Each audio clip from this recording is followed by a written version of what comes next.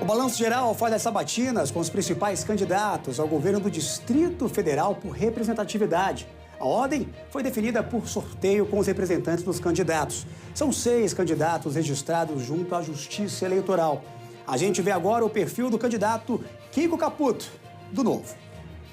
Francisco Queiroz Caputo Neto nasceu em 15 de agosto de 1969, em Juiz de Fora, Minas Gerais.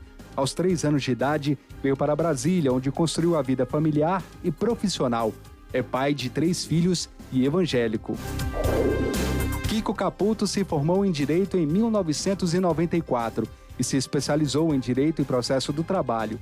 Em 2009, foi eleito presidente da OAB do Distrito Federal, cargo que exerceu entre 2010 e 2012. Depois, passou a integrar o Conselho Federal da OAB. Também fez parte do Conselho da República entre 2018 e 2020. Kiko Caputo também foi diretor regional do Centro de Estudos das Sociedades de Advogados e assessor legislativo do Conselho Nacional da Confederação Nacional da Indústria. Em 2026, deixou a condição de suplente no Conselho Federal da OAB para se dedicar à disputa pelo governo do DF. Filiado ao Novo, disputa o Palácio do Buriti pela primeira vez. Ao meu lado, para conduzir essa entrevista, o jornalista e comentarista político Vladimir Porfírio. E também contamos com o jornalista Yuri Ascar. Teremos 30 minutos de entrevista e eu lembro ao senhor candidato que quanto mais objetivos as respostas, mais oportunidades o senhor terá de falar sobre mais assuntos. Lembrando que quando faltar 1 minuto, eu avisarei para que possa fazer as considerações finais. Seremos rigorosos com este tempo.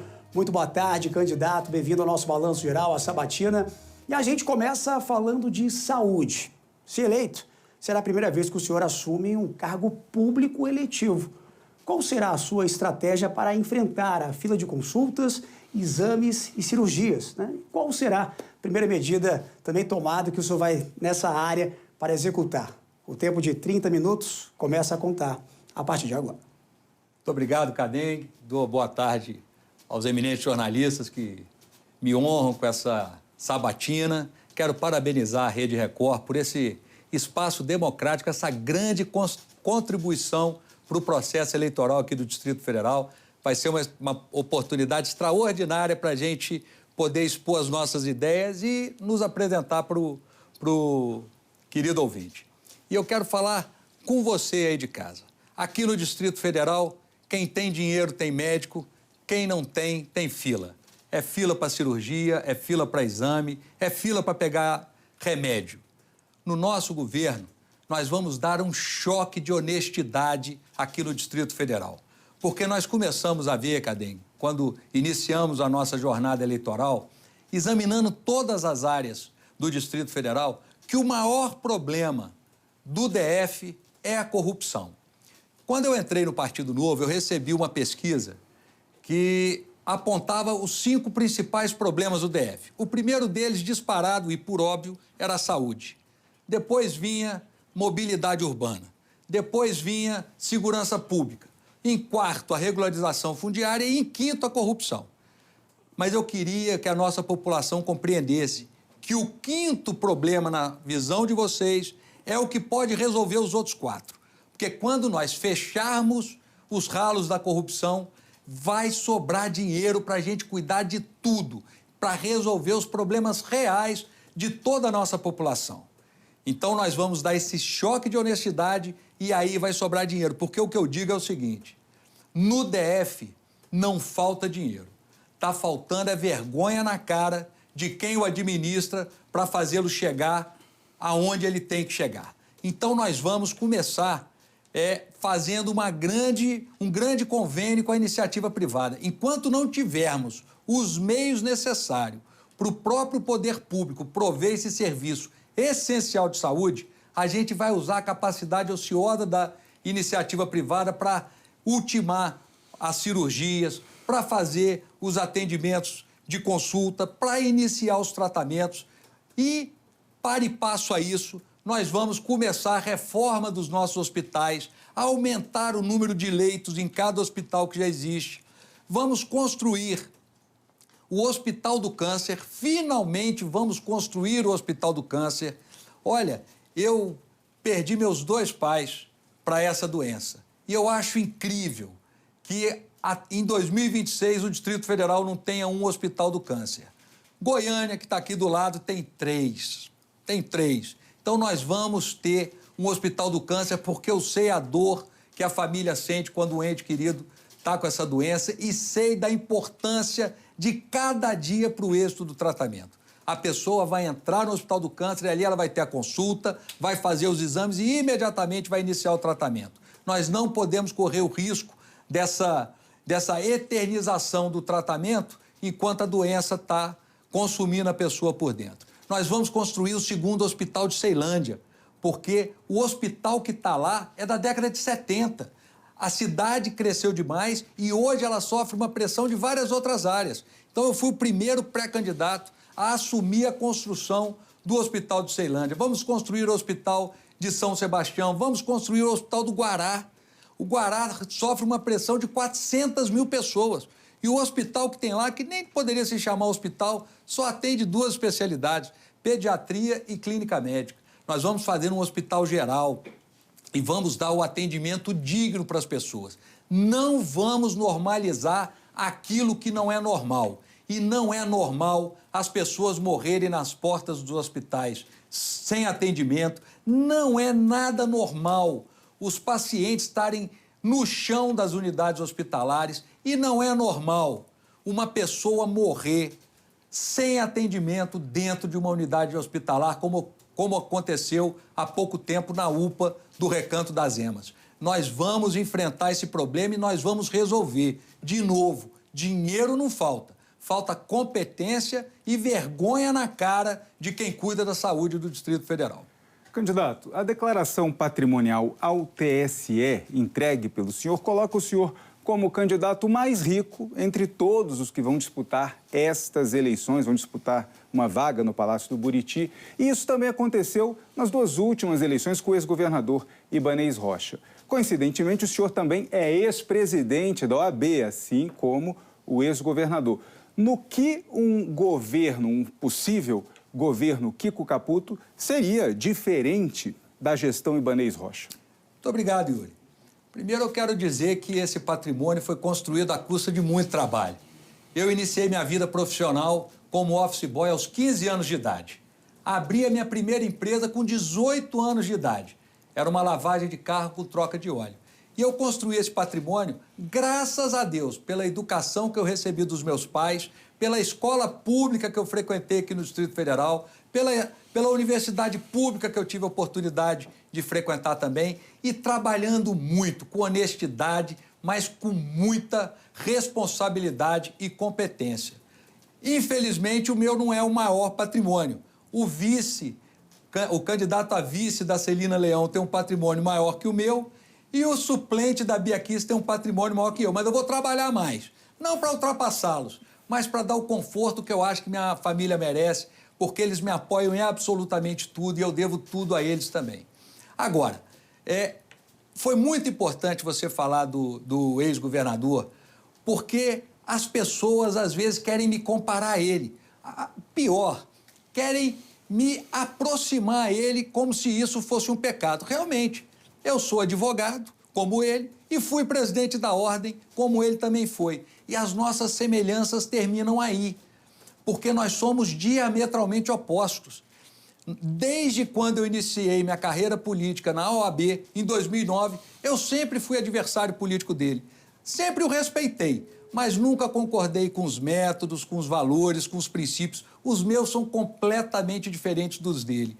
E por isso que eu estou me apresentando como uma opção, inclusive, para limpar o nome da OAB, que até a atual governadora, num debate que tivemos numa outra emissora de televisão, ao tentar me atingir, dizendo que eu fui presidente da OAB, acabou atingindo toda essa classe de gente muito séria, de advogados e advogadas que defendem a cidadania todo santo dia, defendendo você que está aí do outro lado, nos ouvindo, nos assistindo. Então me admira eu sofrer um ataque como esse por ter exercido um cargo que para mim me qualifica, não é? O fato de ter sido presidente da Ordem, eu acho que me qualifica e me coloca em condições de pleitear o que eu estou pleiteando nessa jornada política eleitoral. Candidato Kiko, é um prazer revê-lo. Dizer que nosso trabalho tenta buscar ali as contradições justamente para o senhor prestar os esclarecimentos. E é nessa linha que eu trago o seu ato de filiação ao Partido Novo. O senhor, inclusive, fez duras críticas e severas críticas ao modelo político tradicional aqui do Distrito Federal e defendeu abertamente a renovação política de Brasília. Entretanto, até 72 horas antes do prazo final para a filiação que valesse para essa eleição, portanto, no último dia 1º de abril, o senhor ainda não tinha escolhido um partido político. O senhor considera que essa postura de deixar ali, escolher só para a eleição, o senhor considera que isso favorece a mudança que o senhor preconiza, essa mudança de atitude na política? O senhor pensa que a renovação que o senhor defende prevê que política partidárias é um assunto, política partidária e eleição é um assunto para se tratar só de 4 em 4 anos, candidato? De jeito nenhum. E eu agradeço a oportunidade, porque eu tenho o maior orgulho do partido que me acolheu, que eu escolhi e me acolheu. O Partido Novo é o único partido genuinamente de direita nessas eleições. Eu fui muito bem recebido e trago no peito uma gratidão muito grande, porque é o único partido que me permite tratar de ética na política. Nenhum outro permite. Vocês estão vendo o espectro partidário que está aí, os candidatos que estão aí, todos já tiveram oportunidade de administrar o Distrito Federal. PSDB, o governador Arruda, a própria governadora que pretende a reeleição, o PSB, o PT, todos já tiveram oportunidade de governar Brasília e falharam conosco. Eu não estaria aqui me apresentando como candidato, saindo do conforto da minha casa e do trabalho que eu amo tanto, que é a advocacia, se a velha política tivesse dando conta de resolver os nossos problemas reais. Mas eu quis sair da indignação que eu ficava em casa, vendo o lugar que eles estavam colocando o Distrito Federal, infelizmente, nas páginas policiais, nas piores páginas policiais da nossa República, para ir para uma ação, para mostrar que a gente pode fazer mais e melhor. O Novo tem competência, sabe como fazer, e eu também, com toda humildade, sei como fazer. Sou ficha limpa, sou honesto, não roubo e não deixo roubar.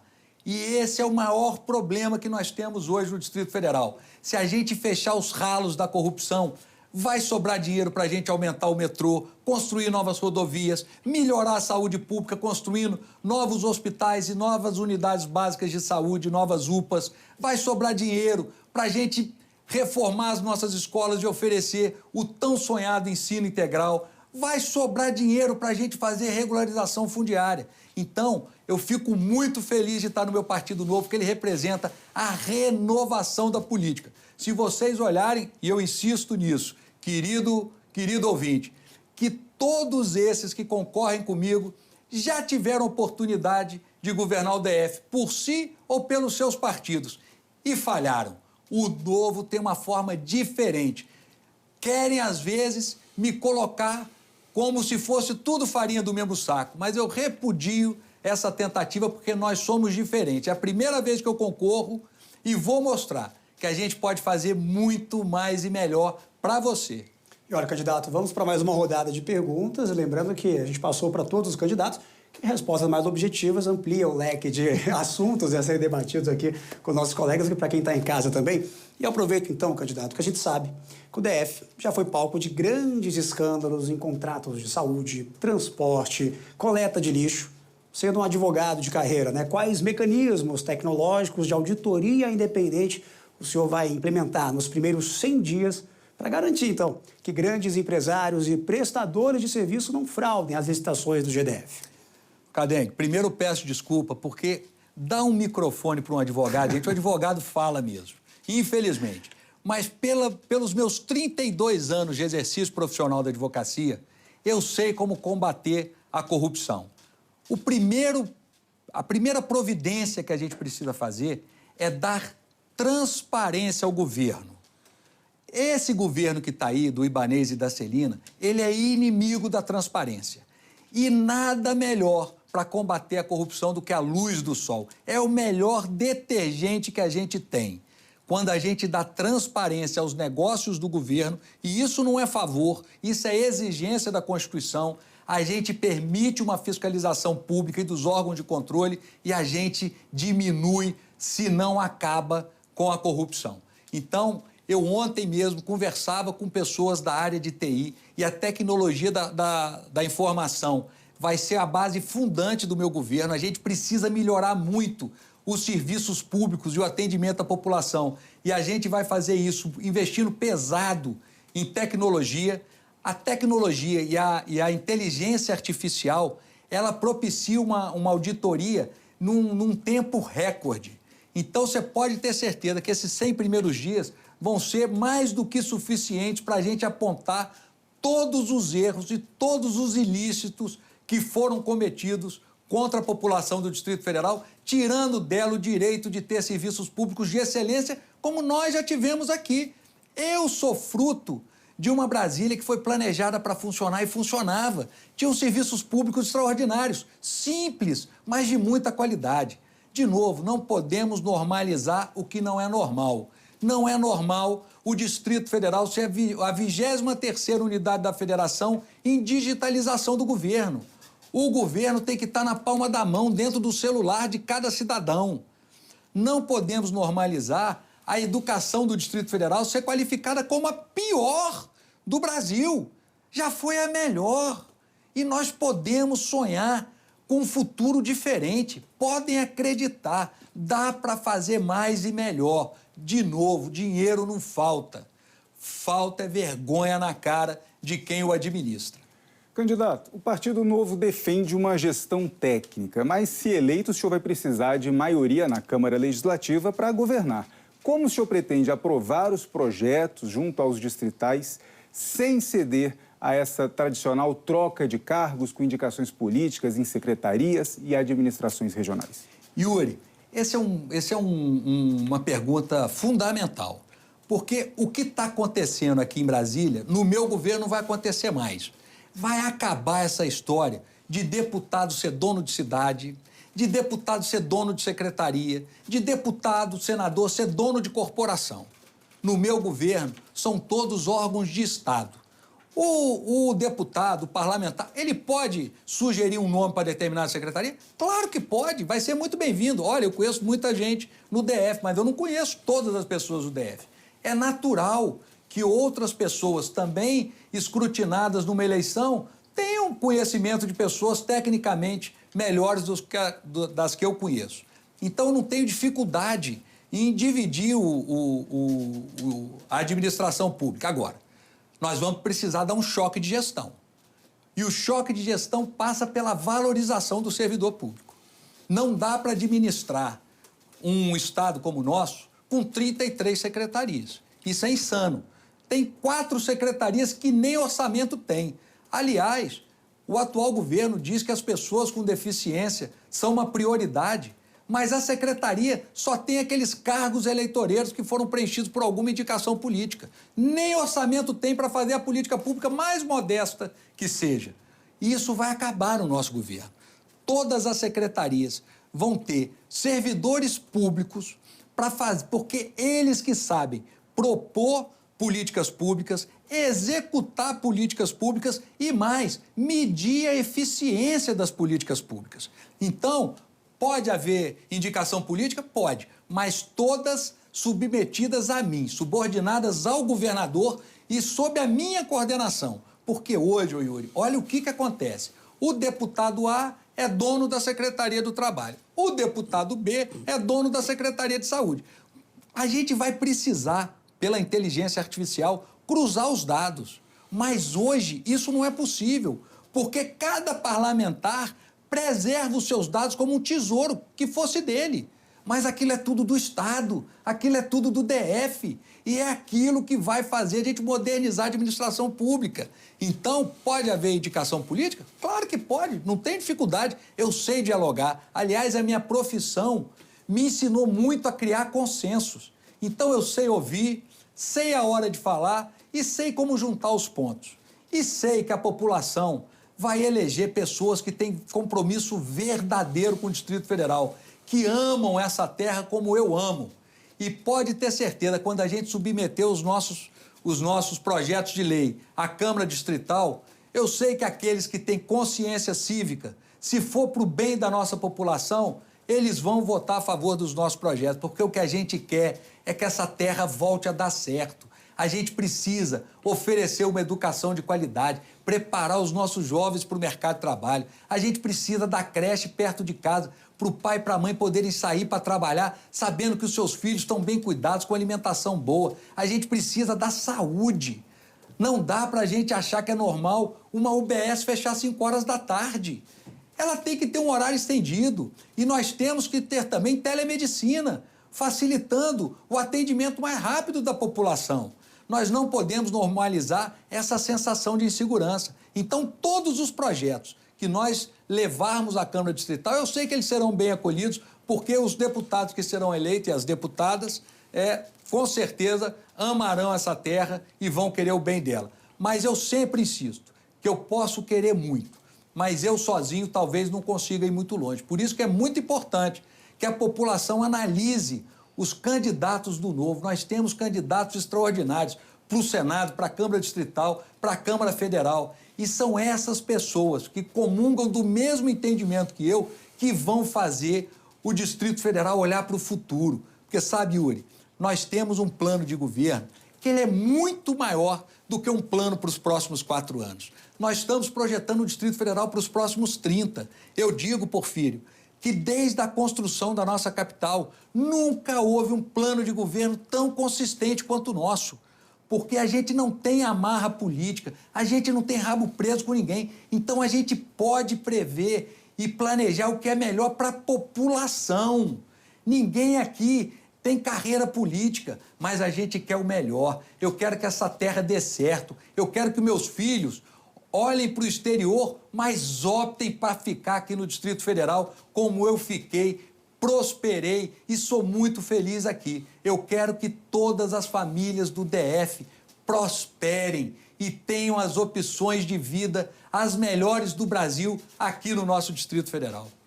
Candidato, a propósito exatamente do que o senhor estava dizendo, nós sabemos que a população em situação de rua é uma questão de natureza social, mas também estouram todos os dias, a gente dá aqui o CADENG, todos os dias, casos de agressões, casos graves, situações gravíssimas, envolvendo moradores de rua. Candidato, o senhor eleito, uma vez eleito, o que será feito na sua gestão para resolver esses problemas de uma forma definitiva? Mas com que dinheiro? Quanto o senhor pretende gastar? E quantas vagas de acolhimento e tratamento o senhor pretende criar? Qual a meta que o senhor pretende estabelecer para cumprir esses objetivos nos primeiros 12 meses? Muito obrigado, Porfírio. Esse é um problema que nos revolta a todos. Agora, ele é a face visível da falência absoluta das políticas públicas aqui no Distrito Federal. Quando a gente vê um morador em situação de rua, é porque falhou a política habitacional, a política de segurança, a política de saúde pública, a política de desenvolvimento econômico e a política de assistência social. Porque tem muito morador de rua que terminou seus vínculos com a família e precisava de uma assistência social. Tem muito que perdeu o seu emprego e a gente precisava de ter um desenvolvimento econômico muito mais célere aqui no Distrito Federal. Tem muito morador em situação de rua que tem problema com drogas ou problemas psíquicos e aí precisa de acolhimento. E aí falhou a nossa saúde pública. Tem muito morador de rua que foi despejado, que efetivamente não tem para onde ir. E aí falhou a nossa política habitacional. Agora, Tem muito morador em situação de rua que se aproveita dessa situação para traficar, para roubar, para praticar pequenos furtos e o pior, para agredir o cidadão de bem. E aí está falhando a nossa política de segurança. Agora, não dá também para a polícia prender e a justiça soltar. A polícia fica desestimulada. A polícia está enxugando o gelo. Às vezes, o bandido sai da delegacia antes do que o PM, que está lá preenchendo um monte de papel. Isso é ineficiente. E isso é contrário aos interesses da população. Olha, o que a gente tem visto nesses últimos 15, 20 dias é revoltante. E a gente, de novo, não pode normalizar. Rua não é lugar para ninguém morar. Rua é lugar para o cidadão de bem transitar, fazer exercício, passear, fazer o que quiser, menos morar. E nós vamos enfrentar, sem medo do Supremo Tribunal Federal, porque a política que foi feita aqui no Distrito Federal foi feita para agradar o ministro Alexandre de Moraes e nós não temos necessidade nenhuma de agradar o Supremo, nós temos é que enfrentar o problema, resolver para que não ocorra o que está acontecendo, porque isso não é normal, nós não vamos admitir. E nós temos muito menos do que um ano, Porfírio, para resolver esse problema. Você pode cobrar e a população pode acreditar. De novo, tem solução. E ela passa, eventualmente, pela iniciativa privada nas casas de acolhimento, pagando uma diária justa, porque o terceiro setor não pode ficar mendigando para suportar o serviço que se propôs a fazer. O governo tem que auxiliar e, no meu governo, o terceiro setor vai ser muito bem tratado porque ele cuida do que o Estado não tem competência para cuidar e não consegue resolver. Então, o terceiro setor vai ter o reconhecimento devido, vai ser apoiado e vai ajudar muito o governo do Distrito Federal a acabar com essa chaga que nós estamos vivendo. Então, você pode apostar. Com muito menos de um ano, a gente já vai resolver essa situação. Aproveitando o nosso tempo restante ainda, candidato, Brasília foi planejada, cresceu sobre a forte presença do Estado, possuindo uma das maiores concentrações de servidores públicos do país. E o Partido Novo defende, historicamente, a redução da máquina e o Estado mínimo. Como que o senhor, então, pretende convencer o eleitorado do DF de que a sua ideologia liberal não é uma ameaça aos direitos dos servidores e à estabilidade do funcionalismo público local? Muito fácil, Cadengue. O Distrito Federal tem 21.603 cargos em comissão. A maior parte deles é preenchido por um loteamento político-eleitoral irresponsável. Isso sim desestimula o servidor público, que passa num concurso difícil, é treinado para aquela posição e na hora de alcançar um cargo em comissão, um cargo de direção, vem uma senadora, vem um deputado, vem uma deputada e empurra uma pessoa incompetente que não sabe fazer o trabalho e isso gera o emperramento da máquina pública. Eu sempre digo o seguinte, nós precisamos fazer um choque de gestão no Distrito Federal. Mas a energia para esse choque de gestão é o servidor público. É o servidor público que vai nos tirar do atoleiro em que está a máquina pública do Distrito Federal. Porque é ele que sabe fazer. Não há saída para a crise que o Distrito Federal atravessa sem o servidor público qualificado, bem remunerado, as carreiras recompostas. Por isso, Cadem, que eu fico horrorizado com essa tentativa da governadora de salvar o BRB à custa do serviço público e da qualidade dos serviços públicos aqui do Distrito Federal. Porque, pelo que ela está anunciando, a gente não vai poder fazer mais concurso público e não vai poder dar aumentos. E é urgente que a gente recomponha algumas carreiras, que a gente reestruture outras tantas e que a gente privilegie o servidor público, em detrimento desse loteamento irresponsável do Estado, como tem sido feito nos últimos governos. E aí, diga-se de passagem, não é só nesse governo Ibanez Celina, não. Os últimos governos de esquerda também ocuparam a máquina pública com pessoas incompetentes. A máquina foi ineficiente. E o Partido Novo, ele sabe trabalhar, ele não quer um Estado mínimo, ele quer um Estado eficiente. Por isso, e eu vou aproveitar sua pergunta para dizer que privatização, para mim, não é tabu, mas também não é uma exigência. Enquanto o poder público puder prover o serviço público com qualidade e de forma barata, ele vai continuar fazendo.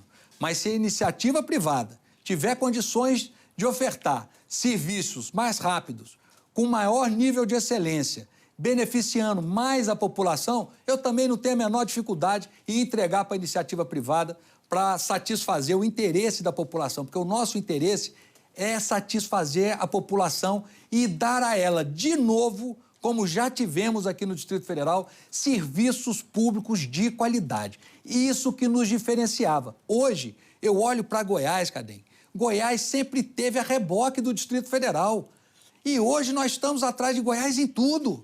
Olha como é a segurança pública de Goiás. Lá, ele já tem escolas em tempo integral em 85% das escolas. Nós aqui não chegamos a 10%. Olha o nível de saúde pública que é entregue lá. Olha o nível de saúde pública que é entregue aqui. Só que lá, eles têm mais que o dobro da nossa população e têm a metade do nosso orçamento. Eles têm a metade do nosso dinheiro para entregar para a população serviços muito melhores do que nós temos aqui. Então, eu digo sempre o seguinte, em Brasília, quem não combate a corrupção ou é conivente, ou é covarde, ou é corrupto. Candidato. Eu não sou nada disso. Eu vou combater a corrupção e vai sobrar dinheiro para fazer tudo que a gente precisa aqui no DF. Até peço desculpas aos meus colegas, mas agora suas considerações finais. Temos 1 minuto. Muito obrigado, Cadem, Porfírio, Uri. Olha, eu de novo parabenizo a Rede Record e agradeço muito você que está em casa, que está nos assistindo. Olha, eu cheguei aqui com 3 anos de idade, eu sou caçula de uma família de 9 filhos e eu recebi dos meus pais a melhor herança que alguém pode receber, que é a herança do trabalho, da honestidade, do respeito ao próximo, da responsabilidade e da vontade de servir. Eu quero ser o melhor servidor público do Distrito Federal. Eu quero ajudar você a enfrentar a sua vida. Eu quero ajudar seu filho e prepará-lo para as dificuldades da vida, mas prepará-los para enfrentar com dignidade, formar sua família, para prosperar aqui no Distrito Federal. Eu quero fazer para você, mulher que está aí nos assistindo, que você possa andar pelo Distrito Federal com segurança, sem medo de ser atacada, sem medo de morador de rua, sem medo de um assassino que possa querer cometer um feminicídio. Ou seja, nós vamos resolver os problemas do Distrito Federal. Podem acreditar. Muito obrigado, candidato Kiko Caputo, ao vivo no Balanço Geral, na nossa sabatina. Lembrando que amanhã o nosso entrevistado vai ser o candidato do PT ao governo do Distrito Federal, Leandro Graz. Veja. Quem vai comandar o futuro do Distrito Federal? Chegou a hora de ouvir as propostas. Uma sabatina decisiva comigo, Alessandro Saturno, e com Yuri Ascar e Vladimir Porfírio. Nesta quinta-feira, 1h30 da tarde, aqui no Balanço Geral. É a vez de Leandro Graz apresentar suas propostas para o Distrito Federal. Informação com credibilidade para você decidir. Eleições 2026, o voto na Record.